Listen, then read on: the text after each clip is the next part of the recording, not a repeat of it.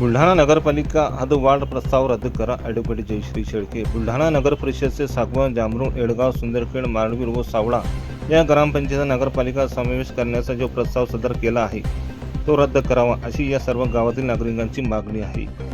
बुलढाणा नगरपालिका बुलढाणा शहरातील नागरिकांचा पूर्ण मूलभूत सुविधा लाभ देऊ शकत नाही. बुलढाणा नगरपालिका क्षेत्रात सध्या अनेक ठिकाणी कचऱ्याचे साचलेले ढीग, सांडपाण्याने भरलेले गटारे, शहरातील अनेक भागांमध्ये पिण्याच्या पाण्याचा अनियमित पुरवठा, अनेक समस्यांचा सामना शहरातील नागरिकांना करावा लागत आहे. अशातच हद्दवाढ करून नव्याने काही ग्रामपंचायतीचा समावेश करून बुलढाणा नगरपालिकामध्ये केल्यास त्यांच्याही मूलभूत सुविधांचा प्रश्न उभा राहणार आहे. नगरपालिका हद्दवाढ करून या सर्व ग्रामपंचायत हद्दीत येणाऱ्या अनेक मोक्याच्या जागा भूखंड बळकवण्याचा मनसुबा आहे. नागरिकांना मूलभूत सुविधा पुरवून शहरांचा विकास करण्याच्या नावाखाली स्वतःचा व्यक्तिगत विकास करण्याचा प्रयत्न आहे.